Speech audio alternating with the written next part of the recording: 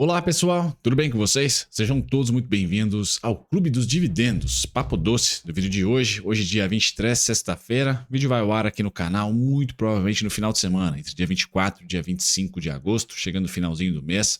Falaremos sobre ISA-CTEP, que tem atualização mensal aqui no Clube dos Dividendos. Então se você é acionista da TRPL4, já ative as notificações uma vez por mês, vou cornetar a companhia. Pessoal, o papo de hoje, já após resultado corporativo, vou recapitular aqui os principais destaques, ciclo da companhia, o que a gente deve esperar nos preços. Comento o macro, sem trazer para vocês gráficos diversos, para o vídeo ficar um pouco mais dinâmico, mas vou falar sim sobre macro, sobre o que pode impactar o macro nos preços das ações, para você que aporta todos os meses. É, na minha opinião, uma ótima janela para aportes. Ótima janela, eu vou falar para vocês o porquê.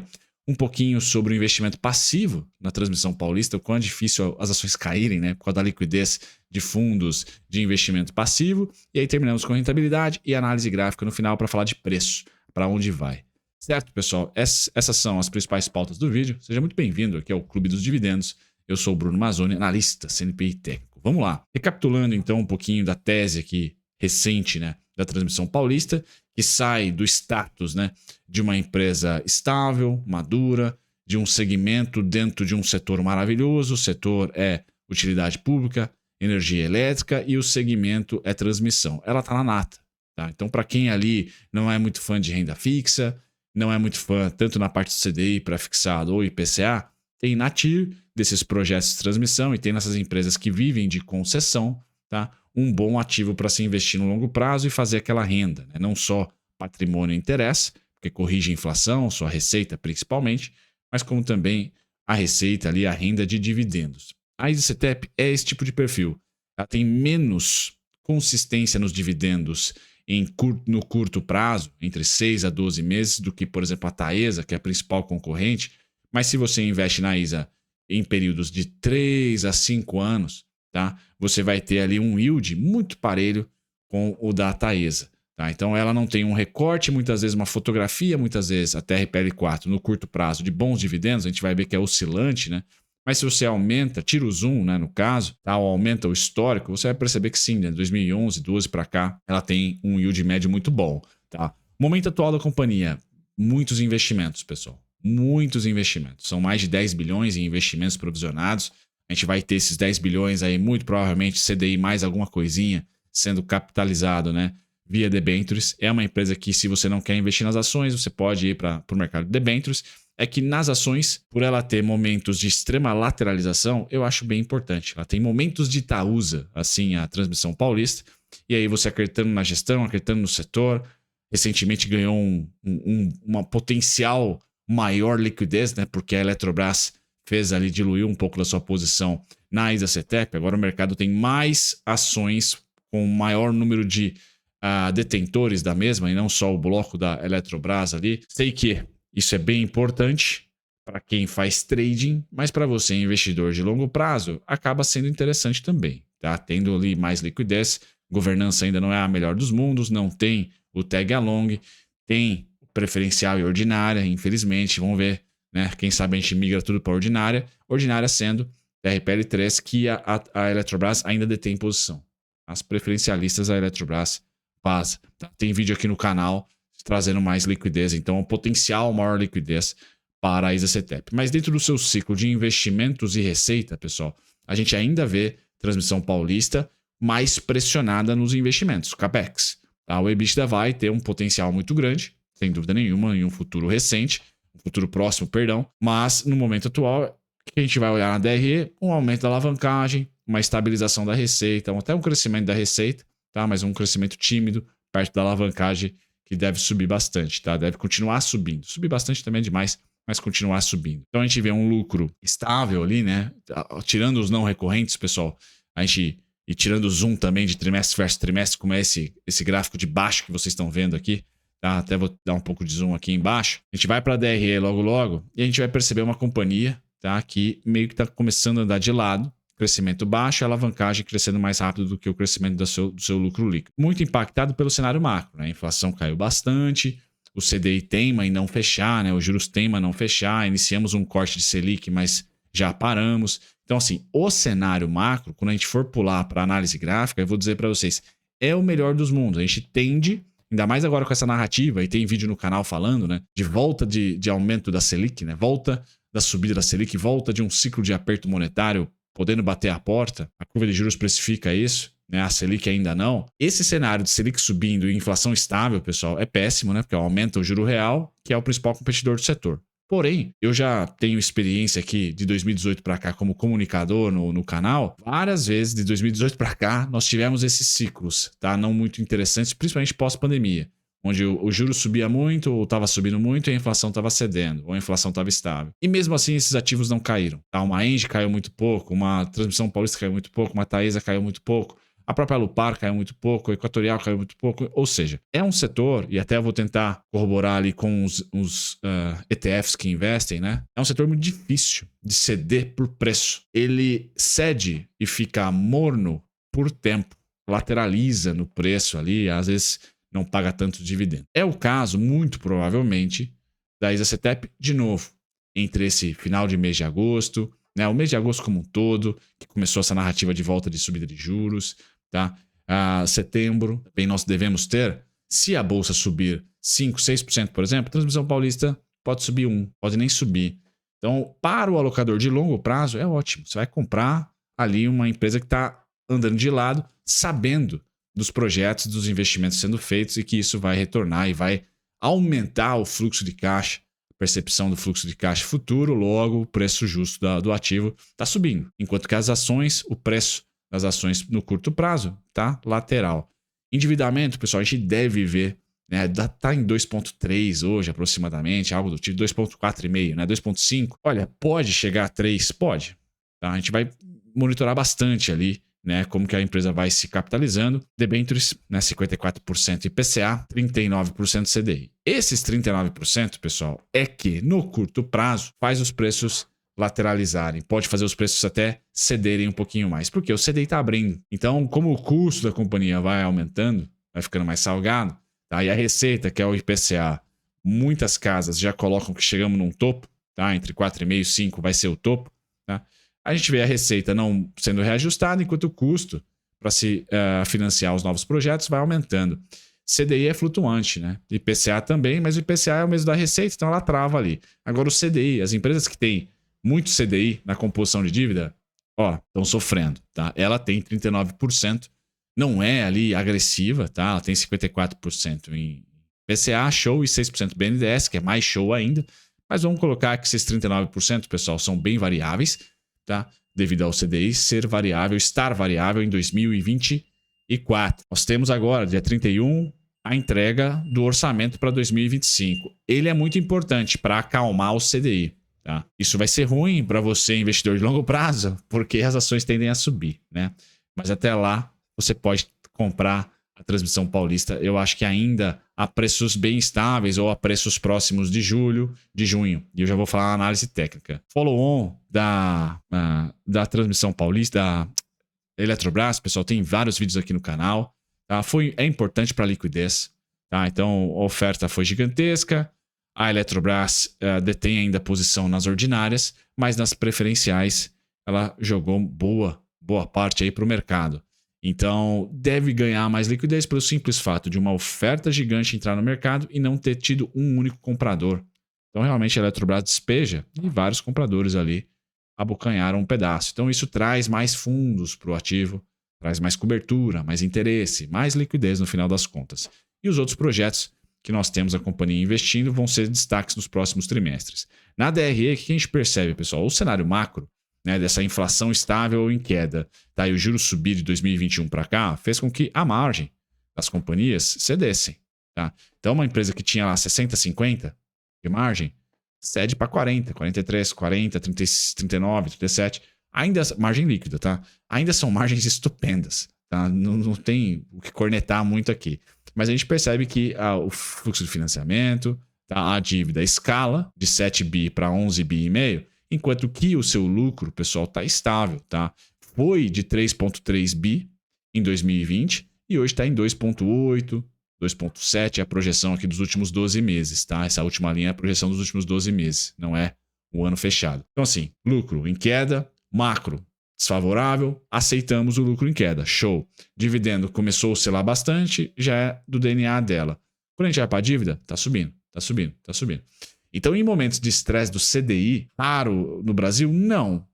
Não. A gente tem a companhia, em vez de ceder, e por muitas vezes eu aqui no canal falei, não, o pessoal vai cair, então, se eu fosse acionista, eu compraria bem menos agora e cadastraria ordens limitadas mais abaixo. Bom, minha experiência de 2018 para cá diz, olha, vai ceder por tempo, vai deixar de subir. Então eu troco minha comunicação aqui, não é que vai cair muito, mas sim vai ficar lateral, então é um ótimo momento esse atual de se aportar na transmissão paulista. Tá? Ela que está abaixo do patrimônio, negociando a 0,89, ela que tem um preço-lucro de 6 vezes, o dividend yield está de 7,5 e a alavancagem vem subindo. Tá. Preço justo de Graham, pessoal. Aonde está esse cara? Putz, lá nos R$ 50,73. Então, a margem de segurança, se você vai pela fórmula de Graham, a gente está falando aí de 102%. Tá? Se você gosta da fórmula de Graham, scanner da bolsa, o QR Code está com vocês aí na telinha, tá? Vocês têm acesso a todos esses estudos, assim como esse gráfico do dividendo líquido, tá? E a tabela de Bazin em cima, sempre utilizando os proventos líquidos. Quando a empresa divulga JCP, já abate 15%, que quase, né? Teve que ser refeita aqui essa tabelinha, porque tivemos aí, né, nuances de que o JCP sofreria 20% de imposto e não 15%, mas foi ali martelado o 15%. Então continua a tabelinha bacana. E a gente pode perceber que a empresa tem espasmos, né, de ótimos dividendos anualizados. Dezembro é a grande data, já vou mudar aqui para o mapa de calor. Mas esse ano, pessoal, convenhamos, foi uma volta. Dobrou de dividendo em relação a 2023, subindo a alavancagem. Sim, subindo a alavancagem. Porém, como a companhia tem crédito pra caramba e tem projetos que vão começar a ser colocados no seu lucro operacional, a empresa saiu de 20%, na verdade 4% de payout em 2022 para 21%. Agora nos últimos 12 meses, né, colocando os dividendos dos últimos 12, já chega na parte de 40%. Então, o que eu quero dizer? 40% é ali o target, é a mediana, 40%, 45% de payout. Esse dividendo, então, para 2025 não seria o top. Mesmo com a alavancagem subindo, a transmissão paulista tem punch, tá? Para te pagar, remunerar 7%, 7,5% ano que vem, nos próximos 12 meses. Tá? Então eu vou utilizar assim, 1,80, 1,87. Pessoal, você pegar nos últimos 12 meses ali, esse yield de 7,49 gera um preço teto aqui na tabelinha de Bazin, como vocês podem ver, de 24,78. Tá? Perdão, gera um preço teto de 31,22. O preço atual está na casa dos seus 25, 25,50. Então a margem está entre 20% e 25%. Tá? Acho razoável. Tá? Acho razoável. Não é muito otimista, não. Agora, pessoal, tirando aqui o merchan do scanner, passando para outro merchan, que esse é o da Anomos, nosso PDF aí do mapa de calor dos dividendos do Ibovespa, não só a transmissão paulista para o ano. Então, quem quiser baixar o PDF aí, aproveite. O QR Code fica na tela. E a gente percebe que dezembro é o principal mês dos dividendos. Foi assim ano passado, nessa nova realidade da companhia de grandes investimentos. E esse ano aqui, pessoal, a minha expectativa também. Tá? Ano passado, ela mandou bala no combo. 2 JCPs ali, fez 1,86, 1,87, que é o dividendo atual dos últimos 12 meses. Olha, eu acho que a mesma coisa vai aparecer esse ano aqui. Um pouquinho mais, um pouquinho menos, pessoal. Mas não muito, tá? Uma margem bem pequena de oscilação. Vai frustrar o mercado, sem dúvida nenhuma, se vier um dividendo de 90 centavos de novo. Tá? Então, esperar 1,80 aqui em dezembrão, junto com o Papai Noel, eu acho que vamos colocar essa tecla aí, tá? Se alguém aqui do canal acompanha mais de perto a companhia, tem informações de ata, de assembleia sobre o payout, tá? Deixe nos comentários, aí já dá para saber um pouquinho melhor. Eu estou pegando aqui um histórico recente de dividendos e estou achando que no macro 2025 vai ser muito parecido com 2023, com 2024, perdão, ou talvez até melhor. Eu acho que o crescimento vai ser a mesma coisa, muito parecido, uma leve desaceleração, mas aí com a desaceleração econômica que 2025 está contratada pelo Boletim Focus, por exemplo, a gente vai ter mais espaço para ceder na Selic, tá, novamente. Então, uma coisa anula a outra, né? O custo fica menor, a receita também, mas o custo de capitalização menor, e aí o mercado talvez até compre a utilidade pública, tá? Bom, aqui, pessoal, é um trunfo do mercado brasileiro, da liquidez que o mercado brasileiro vem ganhando nos últimos anos. Então, as nossas small caps também recebem aportes de fundos passivos. Por causa do ESG, é por causa dos dividendos, enfim, da governança melhor, o setor muito bom. Então, na composição de fundos mútuos, né, passivos ali, vamos assim dizer, da Transmissão Paulista, a gente tem vários fundos que investem trimestralmente na companhia. Trocam a carteira trimestralmente e que reinvestem, de repente, a TRPL4. É Vanguard, é o MSCI, iShares da BlackRock, enfim. Vanguard de novo, Fidelity, BB Top Ações Dividendos, Emerging Markets, ETFs. Então, esse tipo de fluxo é muito difícil de ser estopado devido aí a toda a qualidade que a companhia tem e os múltiplos favoráveis ainda. Então, é um setor, atividade pública, que cada vez mais tem acesso, o gringo tem acesso via ETFs, a indústria de ETF, que é muito rica nos Estados Unidos, né, que gera muito retorno, tá vindo no Brasil. Então, se tem uma assimetria no Brasil para acontecer, pessoal, é uma chuvarada de ETF. Se tem uma coisa que eu acho que vai acontecer, é ter muitos ETFs. Hoje eu invisto, apesar da ineficiência tributária, eu invisto no NDIV, né, do Nubank, que é o ETF de dividendos que remunera e não reinveste. Mas, recentemente, nós tivemos o Divid, do Itaú, que é o Divo 11, só que paga dividendos. E eu acho que esses ETFs vão cada vez mais serem criados, porque a gente tem um mercado com liquidez suficiente para comprar esses ETFs, talvez uma descrença em investimentos em fundos, e a indústria de fundos, então, seria a indústria que estaria de cabelo em pé, na minha opinião, porque eu acho que nós vamos ter vários e vários ETFs passivos, tendo 90% da Faria Lima. Mas, enfim, deixem nos comentários o que vocês acham disso. Tá? A Transmissão Paulista, por exemplo, está na composição do NDIV. Então, eu invisto no NDIV, indiretamente estou na Transmissão Paulista. Show! Tá? Então, não preciso ser um stock picker da Transmissão Paulista. Mas se você foi ou é, tá? E está olhando para o futuro, pessoal, de 2003 para cá, a Transmissão Paulista subiu 4.400%, aproximadamente. Só isso, já contando com os dividendos, tá? Maravilha, né? A inflação longa, o seu IPCA longo, sua debenture, por exemplo, 1.312. Então, assim, é um ativo. Se você tiver ali interesse previdenciário, tá ok. Se você considerar o cenário macro, vai ser só legal para quê? Provavelmente o preço vai lateralizar. E nas crises sistêmicas, 2015, 2016, no caso da energia elétrica, 2013, né, porque por causa do congelamento, né, das tarifas pela Dilma, foi muito ruim. Então nós tivemos os grandes momentos de investimento, porque caiu ali. Mas tirando isso, pessoal, é incrível. As renovações das concessões estão mais disputadas? Estão menos atraentes? Sim. O mercado vende? Não. Então não adianta. Né? O juros real chegou a 8%, a 10% nós tivemos juro real. Essas empresas, o que a Transmissão Paulista fez com 10% de juro real lá em 2022, por exemplo? O que ela fez? Lateralizou. Caiu. O Brunão falou assim, não, 17, 16. Ficou nos 21. Quem comprou 21, comprou bem. De novo, depois de dividendos, reajustes, 21 é o grande desconto. Tá? Para não falar a verdade, para não falar 21, 22. Tá, pessoal? Mas agora, vejam que o mercado tá renovando máximas na curva de juros, ou estressado na curva de juros, e a Selic pode subir. Sendo que a inflação deu uma subidinha, mas já está encontrando, pelo menos nas previsões dos analistas e economistas, já devemos dar uma estopada na inflação, porque o petróleo caiu, o minério caiu, soja caiu, o trigo caiu, né, milho também. Então a gente não tem grandes pressões pós-enchentes no Rio Grande do Sul. E o que o mercado está fazendo? Está caindo. Não, está lateralizando, tá? Lateralizando. Então, assim, desconto dessa lateralização, pessoal, muito provavelmente 23,50 para baixo, 22,07 show, 21,53 grande oportunidade. Eu não vejo ali, pelo histórico recente de juro real até mais alto do que o atual, tá? Dela ceder mais do que isso. Então, estou pegando a volatilidade de queda aqui, tá? E transportando para um futuro próximo. Chegamos ali nos 21,50, 22,07 como principais pontos de suporte. Beleza, pessoal? Atualmente, qual que é o alvo da Transmissão Paulista? R$ 32,80. Preço teto, tá? R$ 26,70. Então, se você está comigo, eu diminuiria as compras somente nos R$ 26,70. Tá? Agora, 25,2 não é 23,50, é o início do desconto. Então, eu compraria 90%, 85%. Deixaria 15%, 20%, 25%. Para comprar um pouquinho mais barato aqui embaixo, ou lançaria puts com strikes de 23,50. Tá? Essa seria a minha estratégia. Então é um pente fino ali para você que é alocador no longo prazo, se acha relevante preço, análise gráfica, comportamento e macro. O macro está favorável a ela lateralizar. Está favorável nesse momento. Pelo menos, pessoal, mais um mês aí. E nós temos o cupom dia 18 de setembro, eu acho. Olha, pode ser que a gente aumente os juros ali. E aí a inflação não necessariamente suba. Tá? Não necessariamente a gente vai ter uma impressão de IPCA subindo no mês que vem. Então fica a reflexão para vocês. Obrigado pela companhia, pessoal. Quem ficou até o final do vídeo aí, deixa um comentário, uma sugestão. Vejo vocês no próximo conteúdo. Tchau, tchau.